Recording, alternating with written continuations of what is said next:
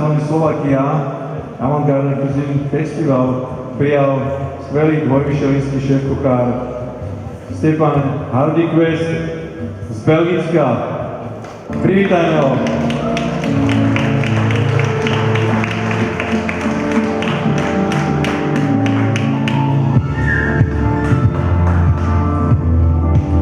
Bonjour à tous et à toutes.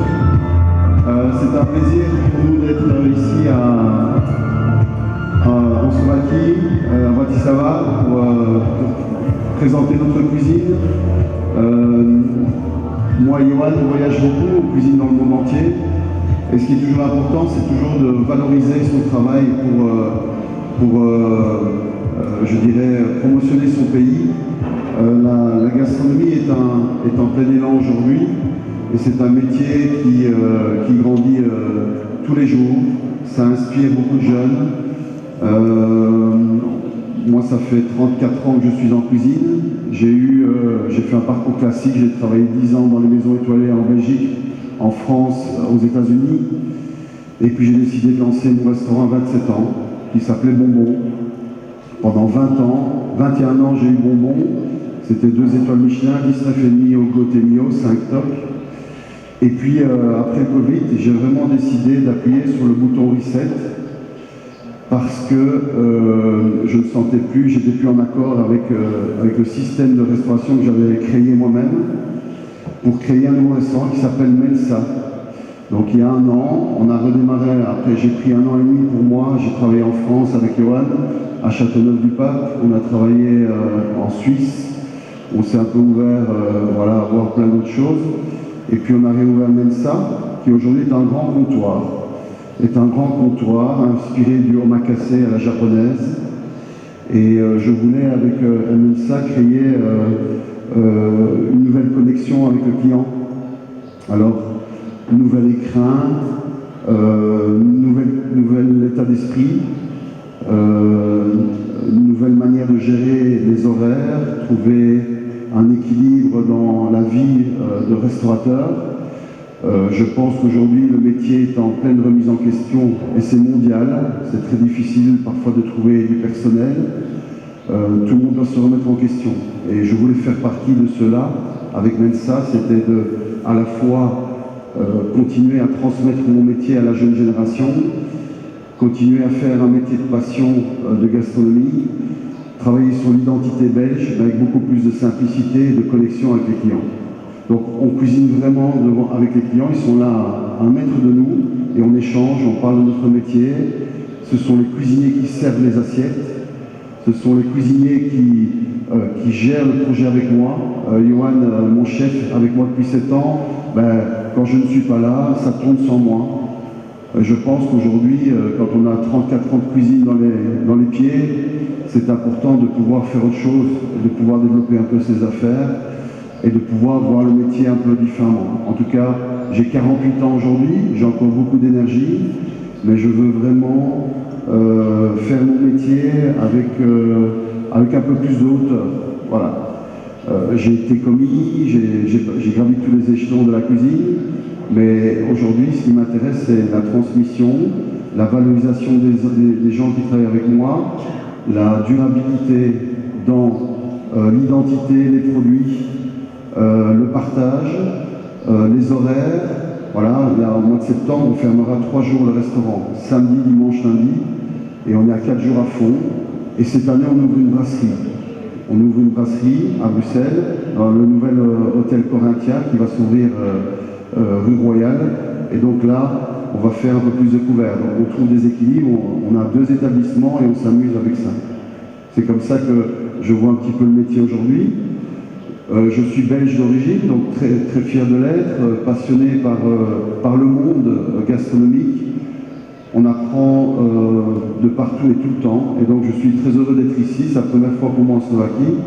Et je pense qu'on a beaucoup de choses à apprendre de tout le monde et de partout. Et donc ça ouvre l'esprit. Et j'incite vraiment les cuisiniers à voyager, parce qu'on a besoin de ça. Le dernier grand voyage que j'ai fait, c'était au Japon. Japon qui est un pays extraordinaire aussi. Voilà, il y a des gens extraordinaires partout. Et c'est pour ça que c'est un métier où il faut garder beaucoup d'humilité pour pouvoir justement apprécier les choses et apprécier les gens. Alors, l'identité belge, on connaît les bières, on connaît les gaufres, on connaît les frites, les chocolats, etc. Mais la scène belge aujourd'hui, avec la Flandre, Bruxelles et la Wallonie, qui sont trois pays différents, je dirais, est très riche. Il y a beaucoup de restaurants étoilés. Je pense que c'est l'un des plus beaux pays gastronomiques au monde, avec une clientèle extraordinaire qui n'a pas peur d'investir de l'argent dans la table, parce qu'ils font, voilà, c'est pas le pays le moins cher pour la gastronomie, mais les Belges sont là et adorent manger et boire. Et ça, c'est vraiment un peu ce qui nous identifie au reste du monde, c'est qu'on adore, c'est un tout petit pays, mais on adore la gastronomie mondialement. Aujourd'hui, je peux vous parler, on va vous présenter deux recettes. Hein. On va vous présenter une recette qu'on appelle le shabu-shabu de bouillon kona, qu'on fait avec des champignons, qu'on fait avec, que l'on fait avec de la viande, le wagyu belge, je l'appelle, si vous savez faire un focus. On dirait du wagyu, mais c'est du poney, c'est de la viande de poney. Voilà, donc la Belgique est le plus grand producteur de viande de cheval et de poney, et j'essaye, moi, en tant que chef, de remettre ça au bout du jour, parce que c'est une viande qui est bonne pour la santé, c'est une viande qui est très goûteuse, et on va vous faire une petite dégustation. On a ramené ça avec nous, un peu de filet d'Anvers, c'est du cheval fumé, c'est très intéressant à goûter, et ça fait partie de notre tradition. Hein. Il y a 50 ans, on mangeait beaucoup de viande de cheval en Belgique, c'était la tradition. Moi, j'ai grandi avec ça. Ma grand-mère me faisait un steak de cheval par semaine. Voilà. Et donc, ce qui est intéressant, c'est de mêler les cultures en travaillant nos produits. Et donc, là, j'ai voulu faire un bouillon un peu à la japonaise, avec une marinade pour le poney et une petite brioche à l'ail que l'on va travailler avec du filet d'Anvers séché, de la viande séchée de poney. Donc, je vais commencer la démonstration. Hein. Donc, ici, c'est une cafetière Kona. C'est pas nouveau, ça existe. J'ai connu ça à l'école hôtelière. On va mettre un mélange de cèpes séchés, de mori, ainsi que d'oignons séchés, hein, qu'on fait au gramme près. Tout ça, c'est pesé au gramme près, évidemment. C'est important que, si vous voulez, ce bouillon, ce thé végétal, ça doit être pesé au gramme près pour le sel, pour l'ensemble des produits, parce que c'est une recette qui nous a mis un peu de temps à créer pour avoir vraiment cet équilibre en bouche. Je vais rajouter un peu de citron pour la fraîcheur. Voilà, je commence par ça parce que ça va nous mettre 3-4 minutes de cuisson. J'allume, voilà, comme ceci. Alors, regardez, on a un peu triché, on a fait comme à la télévision, on est venu avec nos petites brioches. C'est des petites brioches qu'on fait, elles sont farcies avec de l'ail des ours. L'ail des ours, on a beaucoup ça dans nos forêts, comme chez vous, je pense, ou parfois on les fait aux champignons, on peut les faire, et donc on farcit nos brioches. Et cette petite brioche, ce sera pour vraiment venir tremper et manger avec la viande crue ce délicieux bouillon, ce shabu-shabu de poney. Alors, donc là, je vais faire bouillir ma base d'eau. Ici, c'est de l'eau avec de l'eau de cèpe, avec du jus de cèpe. Et on va verser ça dans le vase. Et après, qu'est-ce qui va se passer? C'est que le bouillon, avec la chaleur, va monter par pression dans la tulipe. Ceci, on appelle ça la tulipe. Ça va monter, il y a 85 degrés dans la tulipe, ça va infuser comme un thé pendant 3 minutes. Et quand on va couper la source de chaleur, tout va redescendre. Et on aura un thé végétal, un bouillon végétal à base de cèpe et de mori, citron et oignon, avec un peu de sel. Alors, Johan est en train de préparer un peu de filet d'Anvers.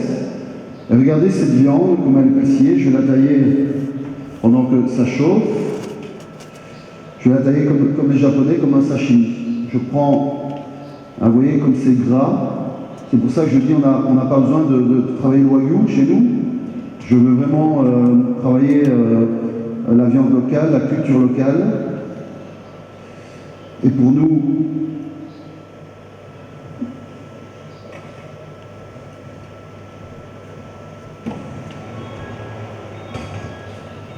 c'est très très bon cuit, ça se cuit saignant, ça se mange saignant, parce que c'est une viande qui est très sapide, elle a beaucoup de goût.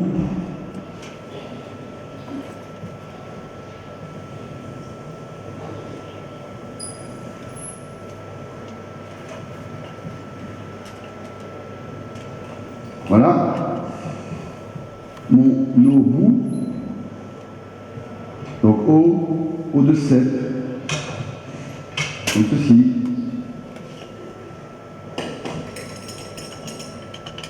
La quantité de liquide est bien pesée aussi. Voilà, je commence à mettre la tulipe comme ceci. Moi j'aime bien faire ça devant les clients parce que justement, qu'est-ce qu'ils adorent les clients? Ils adorent de voir la réalisation de, ce bouillon, ce consommé minute comme on l'appelle. Un consommé minute, regardez, on voit que ça commence à monter. Le liquide va monter gentiment.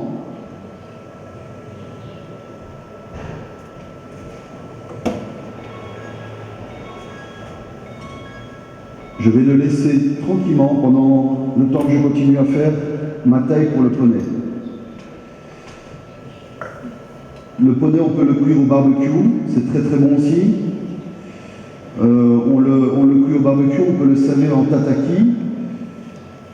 Donc tout ça, c'est des inspirations de voyage évidemment, mais adaptées avec nos produits locaux. Je dis souvent que les techniques voyagent, mais pas les produits. Voilà, alors ma petite marinade, on fait avec une sauce soja locale qui est faite à Rotterdam par des amis hollandais. Je badigeonne, on a ici, comme ça je surveille. Vous voyez, tout le liquide est monté.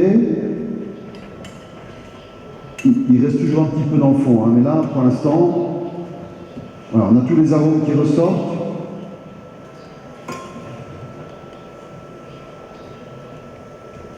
Je fais mariner ma viande. Sauce soja, pas besoin de mettre de sel. On peut y mettre un poivre si on a envie, mais ce n'est pas nécessaire. Ici, j'ai fait un petit ragoût de mori, simplement pour ramener un peu le côté champignon et donner un peu plus de classe à la recette. Voilà. Voilà. On laisse plus ou moins 3 minutes comme ceci. Là, on a 85 degrés. Alors,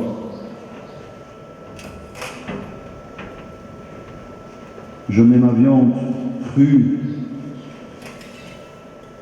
dans l'assiette.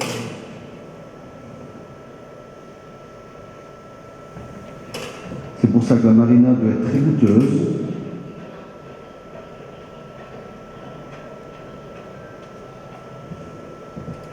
Une viande bien fraîche, évidemment, comme ceci. Mes petites brioches. Ils sont passés au four. Ils sont déjà passés. Ah, elles sont chaudes. Merci. Je peux vous montrer. C'est petit. On prend la brioche, on la voit, farcie à l'ail.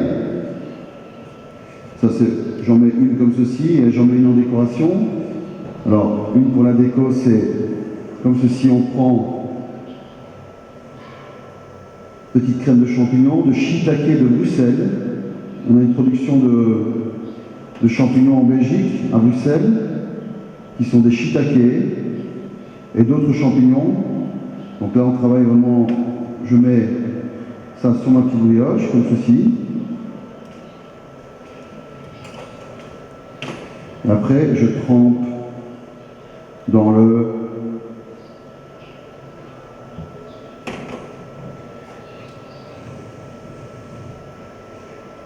cheval séché. Voilà. Je vais maintenant couper ma source de chaleur. Voilà. Hop. On va voir que tout va redescendre.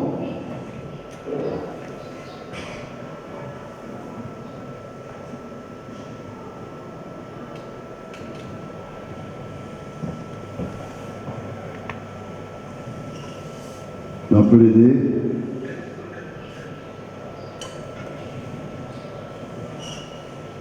Voilà, tout redescend. Vous avez vu, la couleur a changé.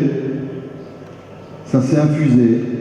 Ce qu'il y a de génial, c'est la température que l'on a au-dessus de la Kona, c'est 85 degrés. C'est la température idéale pour les infusions.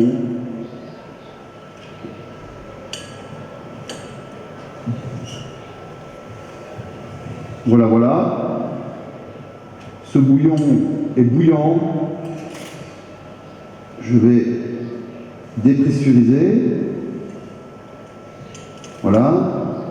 Et ensuite, jamais le servir directement, on attend un petit peu. On vient à table, comme ceci. Je fais la jolie morille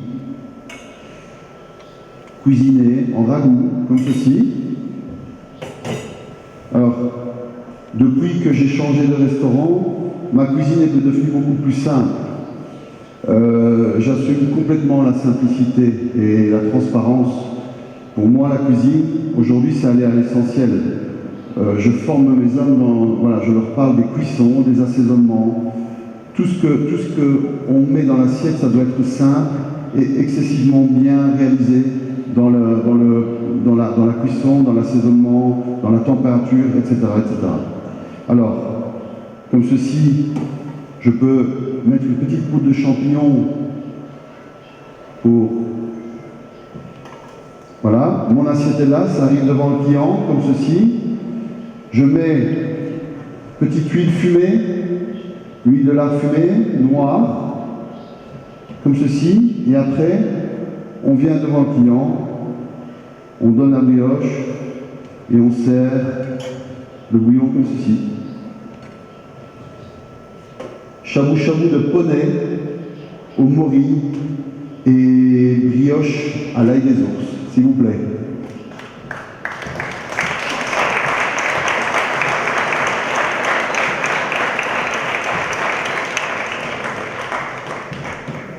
Alors maintenant, une de nos traditions, ben voilà, hein, la fameuse gaufre de Bruxelles.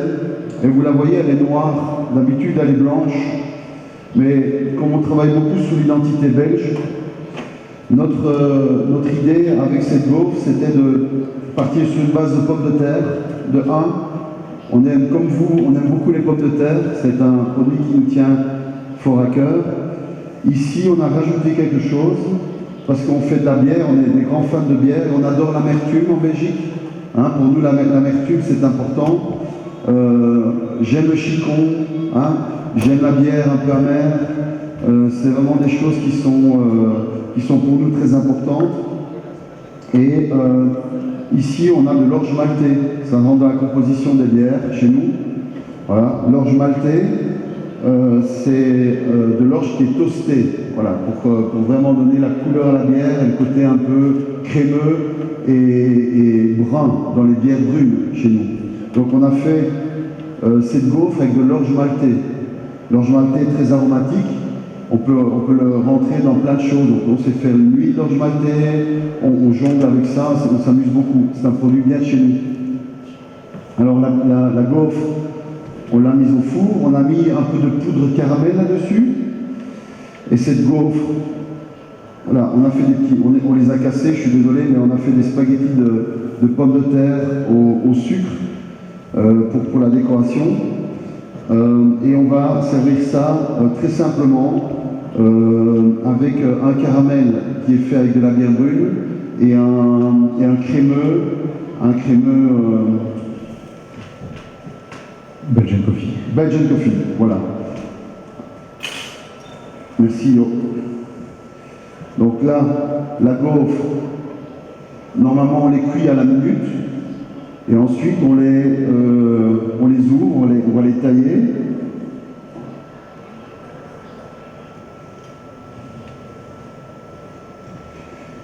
L'identité en cuisine, pour moi, c'est la chose la plus importante. Je n'ai pas envie, en tant que cuisinier, de ressembler à une cuisine internationale et de m'oublier en tant qu'homme et personnalité. Je pense que c'est important.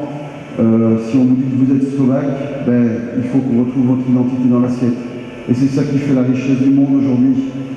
Si on commence à faire de la truffe partout, je dirais de Tokyo à New York en passant par Dubaï, pour moi ça n'a plus de sens. Qu'est-ce qui fait la typicité d'une cuisine? Qu'est-ce qu'on doit assumer en tant que chef? Voilà, c'est ça qui est important aujourd'hui à mes yeux en 2024, c'est assumer son identité et sa passion pour son pays. Voilà, elle est magnifique, Johan. Voilà, regardez comme c'est beau. Je vais essayer de la montrer à la caméra. Enfin, voilà. Elle est bien luisante, il y a du caramel. L'odeur est extraordinaire, ça goûte vraiment la bière. Et alors, qu'est-ce qu'on fait? On va partir sur... voilà, on va la tailler comme ceci. On peut s'amuser sur les formes, hein. On n'est pas obligé de... Voilà, ce qui est important, c'est de... Voilà. On avait fait 3 étages, je pense, hein, non? 2. Voilà, un peu fragile, mais... Voilà, je l'ouvre. Elle se sert tiède au restaurant, fraîchement cuite. Voilà. On fait une base comme ceci. Le crémeux Belgian Coffee. Ouais, je vais un peu plus grand. Ouais. Le crémeux Belgian Coffee, c'est vraiment fait à base de bière, chocolat blanc. IPK. Voilà, exactement, comme ceci. Je mets le crémeux. On met un petit peu de caramel de bière. Comme ceci. Hop. Je viens mettre un peu de poudre d'orge maltais. Voilà. Et ensuite, on remet la gaufre, on la farcit et on vient jouer ici avec le caramel dans les trous, on s'amuse comme ceci.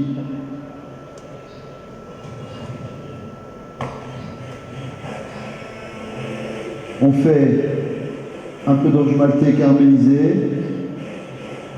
Vous voyez, nos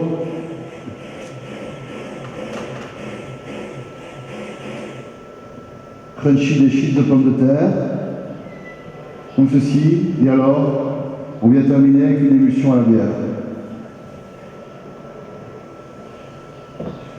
Comme ceci.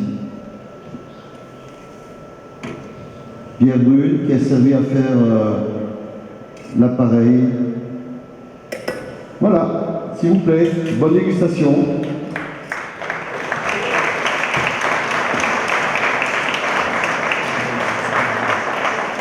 I don't know if you have any question about Belgium, Brussels, or let me know.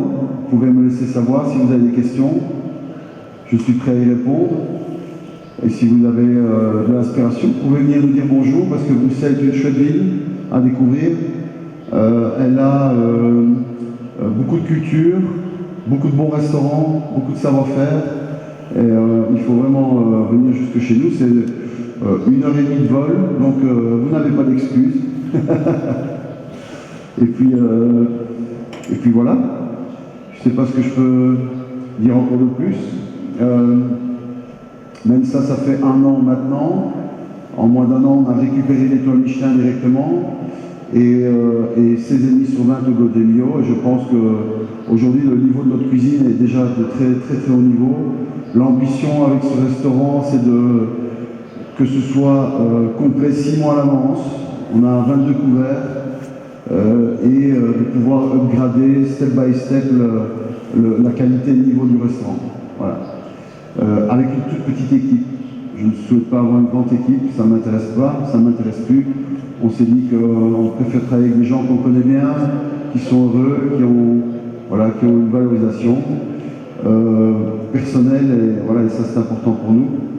Puis Johan, ça fait 7 ans qu'il bosse avec moi, mon chef avant, ça faisait 10 ans, donc on garde longtemps nos équipes, et ça c'est important pour nous. Bah, si tu veux dire quelque chose, Jo, je t'en prie. Le projet Mensa, c'est vraiment un nouveau départ, une cuisine qui était déjà réfléchie et qui maintenant l'est encore plus.